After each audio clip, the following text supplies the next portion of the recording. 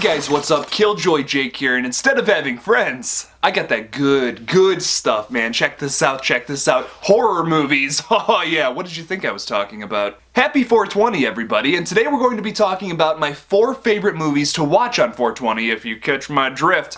But first, I'm gonna need you guys to like this video and subscribe for more horror content. Alright, now let's get into it.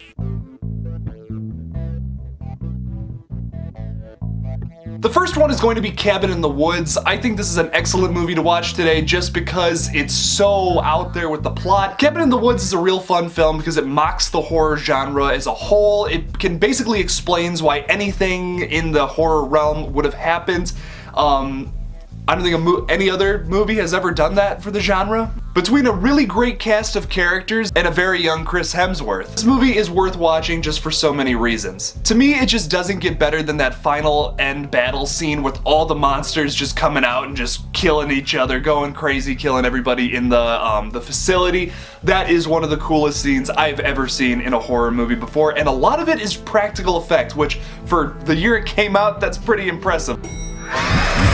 Next on the list is going to be Shaun of the Dead. This is just a overall fun movie to watch at any time of the year, really. Shaun of the Dead is probably my favorite horror comedy of all time. It has everything that you need. It's got the perfect blend of horror and comedy. There is that little sense of terror in this film that you need that I feel like most horror comedies kind of, they lose out on that. They just focus on the comedy aspect, but it's like in a horror realm, so it's funny, so fuck it. Simon Pegg and Nick Frost have gone on to make a whole bunch of movies that I love, including Hot Fuzz Paul, The World's End, that they made this movie called Slaughterhouse Rules, which is also fantastic. I have only seen half of it at this point, but it's really good based on what I've seen. If I've learned anything from that movie, it's that in times of crisis, just go to the bar, have a drink, and wait for all this to blow over. Next on the list is Hellbound Hellraiser 2. Personally, I think this is like the best Hellraiser film. I think it's slightly better than the original. It takes everything the original did and then just goes a step further. You actually get to go into the realm called the Labyrinth, where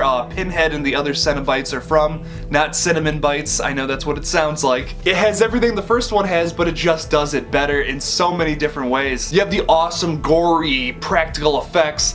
Just people covered in blood that don't have any skin, all these crazy monsters and Cenobites from the labyrinth dimension that the Cenobites are all from. You get to actually see that in this movie, where we only got really a glimpse of that in the first film. Sequels always try to be way more paramount than the first film and try to like expand on the universe and stuff, and sometimes they don't quite do that. I feel like Hellraiser 2 just does the best job. It's one of the best horror sequels I think ever, inarguably, just because of how well it builds into that universe and expands it so well. I want to talk about some honorable mentions. I'm gonna put Phantasm in this list. That's a really good trippy horror movie about, it's the tall man and he's got those like Harry Potter balls that drill into your face and kind of like stir your brain up. I was also gonna put The Thing on this list. I just felt like there was other movies that fit more with this topic. With the trippiness level, obviously that's got to be a factor in it, and also Evil Bong. I mean, come on, that's gotta be somewhere in this list. It's not one of my favorite movies to watch or anything like that, but I mean, come on, it's got to be in there, you know. Last on this list is Basketcase. This is a really fun watch. Just to listen to Belial jump out of a basket and just start doing that screaming noise that he does is just so worth this whole movie.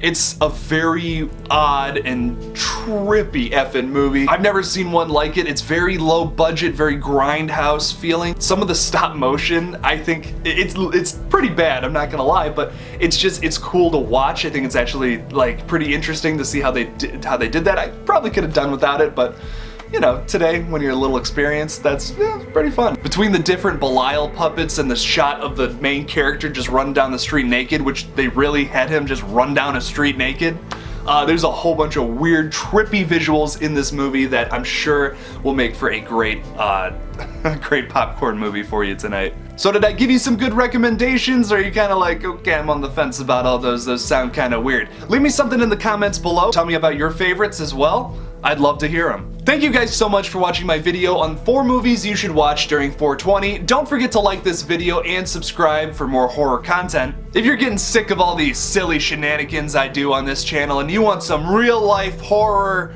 that it really happened, well, have I got a podcast for you. Go check out Serial Killer Chronicles with a K on Spotify or Anchor. Follow me on Twitter at KilljoyJake1 and on Instagram at Killjoy_Jake. And as always, don't forget to kill it out there, y'all.